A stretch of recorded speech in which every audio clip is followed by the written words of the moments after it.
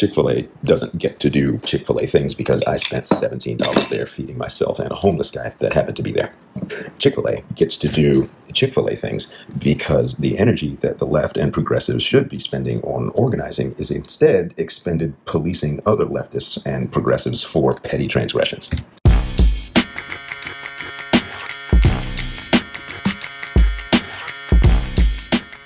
What's up, Family Liberty? Drill Sergeant, aka Admin Doug here, and it has come to my attention that we on the political left in this country still require training on exactly 3 subjects.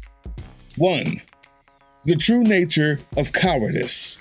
The true nature of cowardice on the political left. That means anything politically left of MAGA. Call it what you want.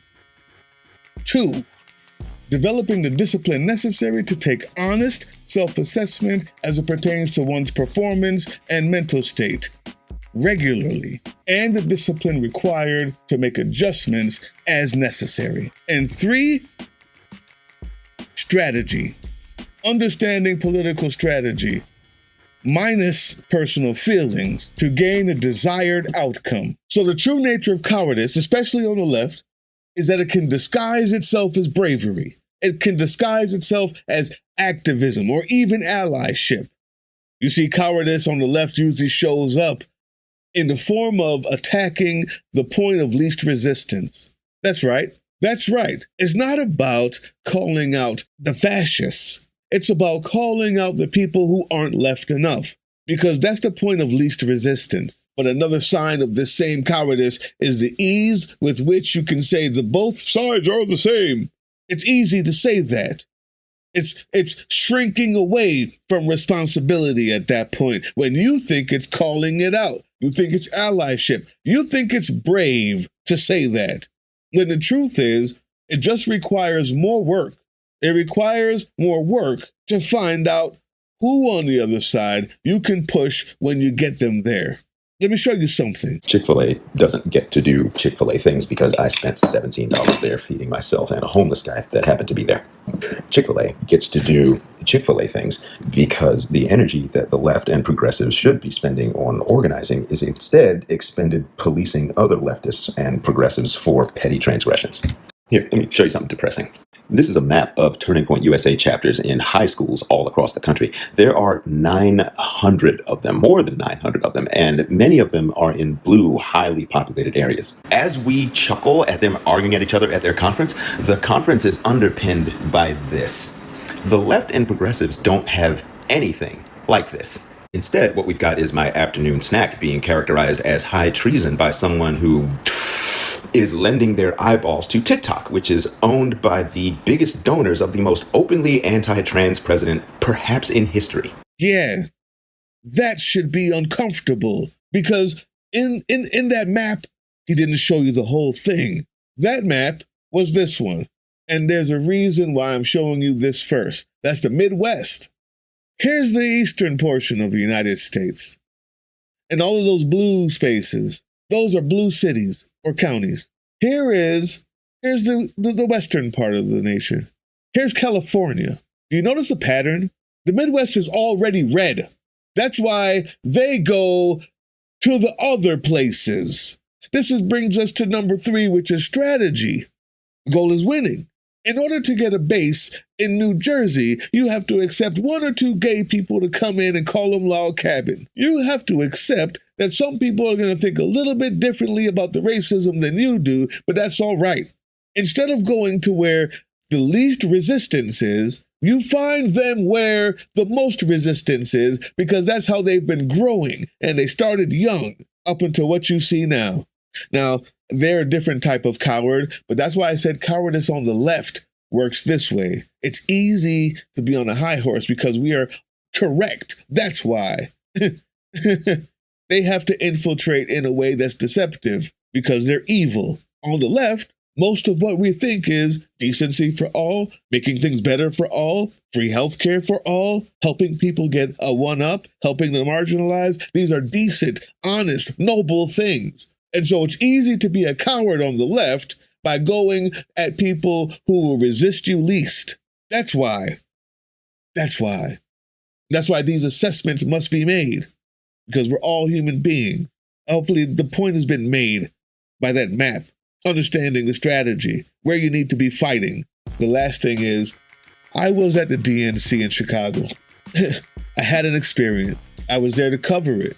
I stayed outside because there was a Palestinian protest going on out there, and I wanted to know what they were thinking. And this type of cowardice that displays itself as activism or bravery because it attacks the point of least resistance and finds it good.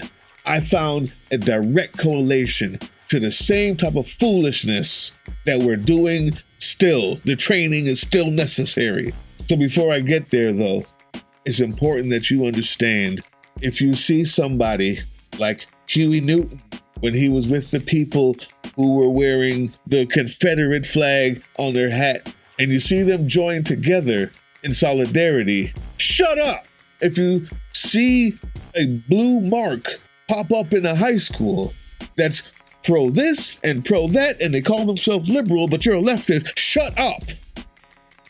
Go there. That's what we learned with TPUSA. And when they go to those places where they know they're not wanted, they know that they're going to have to get over it so they can build the numbers. And eventually everybody else will come around. Shut up. Shut up. If you think they're both the same, both sides are the same, and you don't see that one is fascist and the other is just human, and you need to be pushing them this way, then shut up. Shut up. Or fight. This documentary that I took in Chicago at the DNC, I'm going to even put the thing here so you can go see the full thing itself. But this part of it is about 10 minutes to know what self-assessment looks like and be prepared for the next step of this fight and how to bring it to the right people. This will show you and teach you how to do that. But you're going to want to see this. Watch.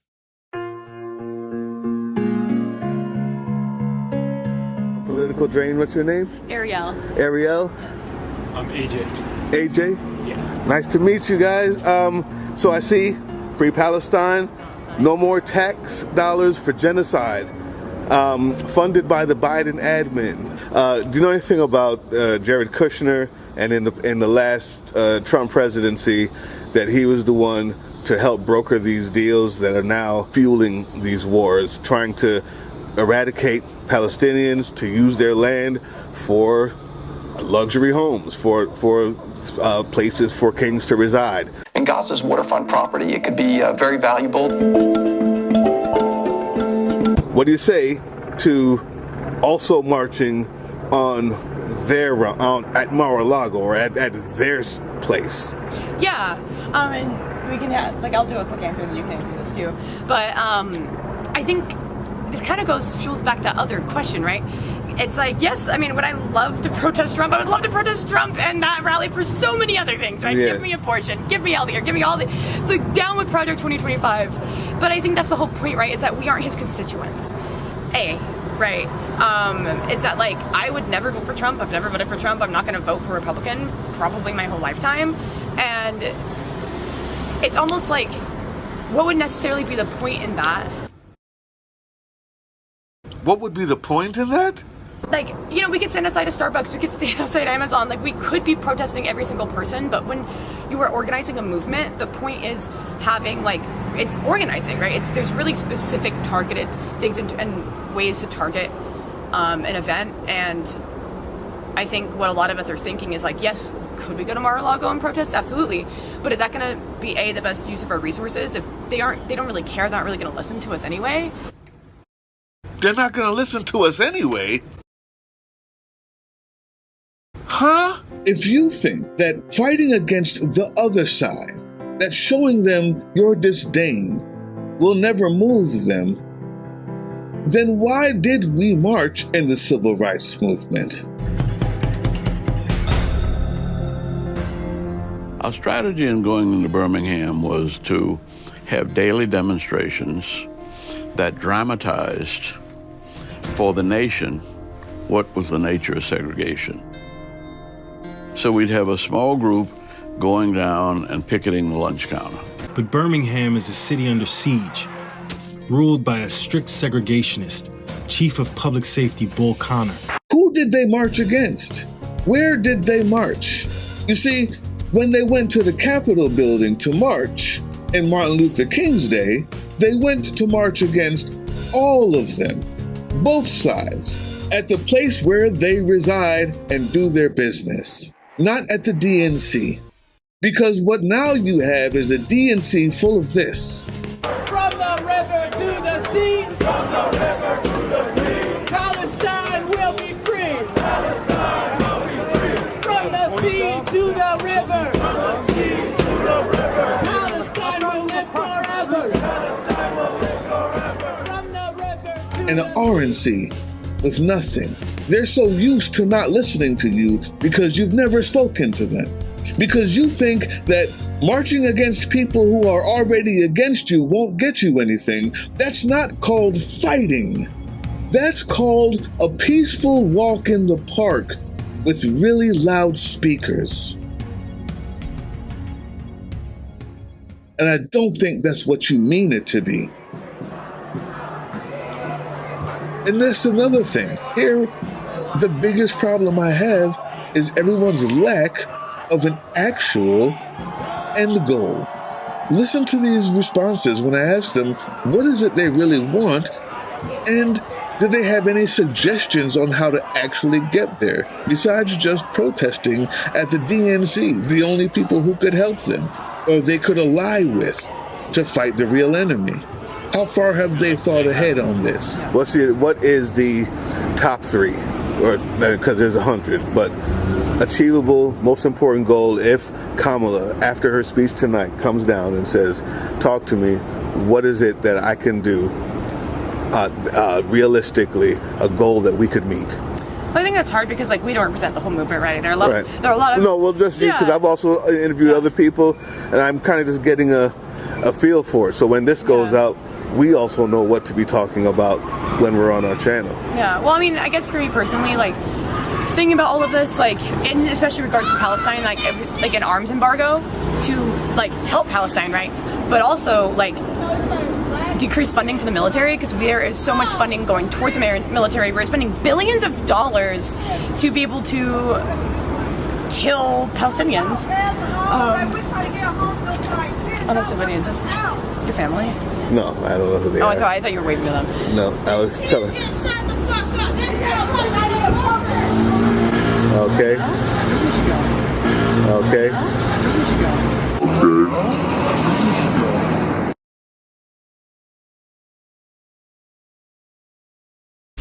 And so it's easy to be a coward on the left by going at people who will resist you least. Okay, but yeah, so I guess arms embargo, reinvest the money from the military into our communities. Let's get free healthcare, right? Let's get better schooling. Let's protect abortion. Wait a minute. All of these things, every one of these things that you say is the end goal for your protest, is being actively fought for by the person you're protesting. How is that your end goal to this protest?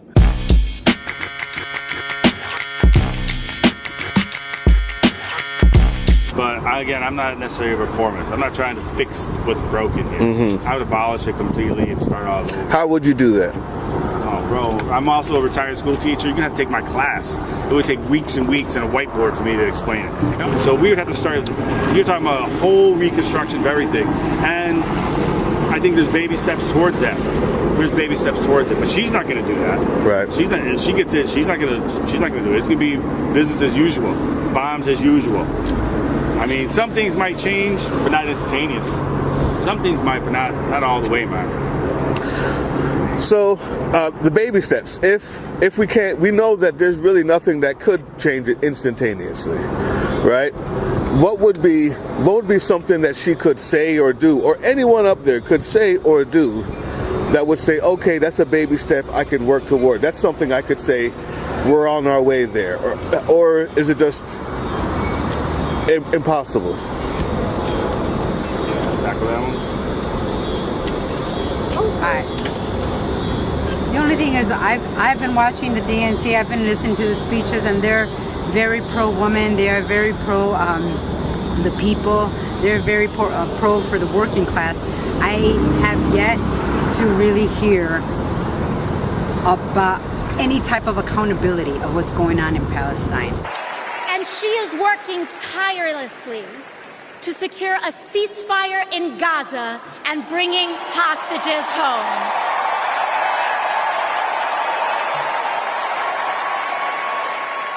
We must end this horrific war in Gaza. Bring home the hostages and demand an immediate ceasefire. With respect to the war in Gaza, President Biden and I are working around the clock because now is the time to get a hostage deal and a ceasefire deal done. At the same time, what has happened in Gaza over the past 10 months is devastating. So many innocent lives lost. Desperate, hungry people fleeing for safety over and over again. The scale of suffering is heartbreaking. President Biden and I are working to end this war such that Israel is secure, the hostages are released, the suffering in Gaza ends, and the Palestinian people can realize their right to dignity, security, freedom, and self-determination.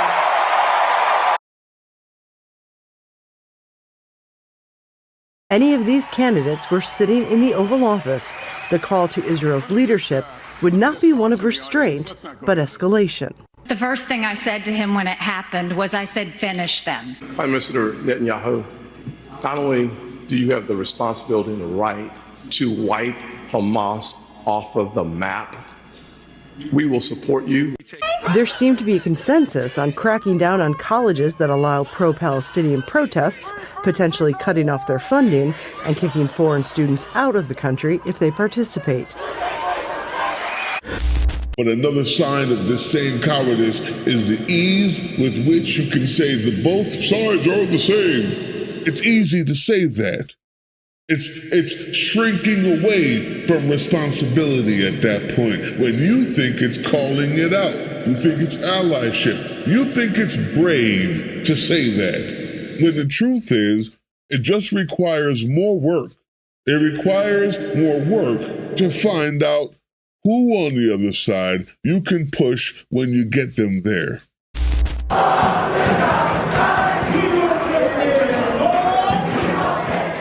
I mean, this was really amazing. Well organized, nonviolent, civil protest. Okay, civil disobedience. But the main thing that I think every one of these protesters, at least the ones that I interviewed, are forgetting is that in order to win the fight, you have to take the fight to the enemy and build alliances where you are. But if you're afraid, or if you think that marching against those people will get you nowhere with them, then you've forgotten the point of peaceful protest. It's not to get anywhere with them. It's to put yourself in a dangerous place so that the cameras can see it. So that when others see how much you mean by what you say and how what has been done to these people means to you and how far the other side is willing to go to get rid of you, when the hoses get turned on you and the dogs get turned on you, when the jail cells become an everyday occurrence when you're marching because the people you're marching against don't already agree with you, that's when the change happens. All of the Democrats who are getting paid by Israeli money would have a much better chance of getting what you wanted if they didn't need that money to get elected. On the other hand, all of the Republicans have a religious belief that Palestinians need to die, that Israel needs to be expanded, and they don't need any money to support it. They're already in support of it. They hate them. And if they didn't have to fight against them, they, meaning the Democratic Party, have to fight against them because they have been so shamed by your outrage, by your protests that got televised. And those people have a better chance of actually doing what you want. They already want to. I promise you, they already do. There's at least half that already do. They just have a very thin line to walk because politics is nuanced, it's hard, and they also like to fix roads and get health care and help the LGBTQ community and Black people and Native Americans and have people eat food in school when they're poor. There are a lot of things that they need, and the line has to be walked. We can be smarter about our demonstrations. That's the end all. That's the end goal. Because if it's not, then yeah, this is the least you can do.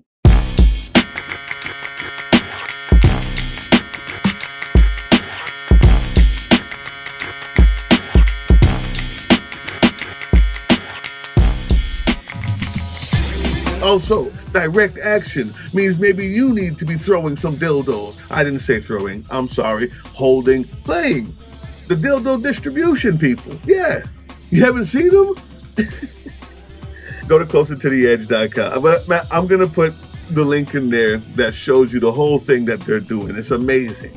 But they're using these, and they've got thousands of them now because they realize that they're so effective at warding off these ICE agents at Whipple in Minneapolis. And now around the nation, they're giving these away to people. They're passing them out because that absurdity in the face of this toxic masculinity seems to be the one thing that gets these ICE agents to back off. It actually works. So I want to help them get those donations for the thousands that they've bought. Also, the thousands were donated to them as well. But for the ones that they bought, they need to get that money back, and they need to keep this going because it's working. If nothing else, just to piss off those ICE agents. Email me, politicaldrain@proton.me. politicaldrain@proton.me. You email me, say, I want to donate, and I will give you the instructions on how to do so, because the time to fight is now. Hey, yeah, you. Before you click away to watch someone unbox a tactical toothbrush, let's talk about something real. Political Drain isn't just another content mill. We're a digital front in a very real war, not with bullets, but with ideas, with action, and with solidarity. We pair urgent news with critical education. And we build community around actual resistance, not the hashtag kind, the kind that moves. But here's the thing, none of this is free. It isn't. Behind every video is time, labor, research, and some weird guy asking if we're gonna pay the hosting bill. And yeah, some of that money goes to things we can't necessarily say out loud.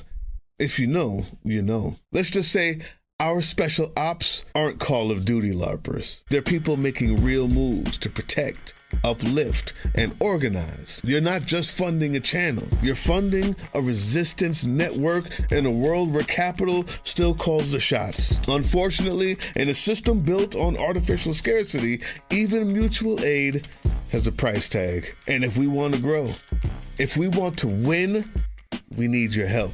We need your help. So if you've got even a few bucks to spare, toss it our way.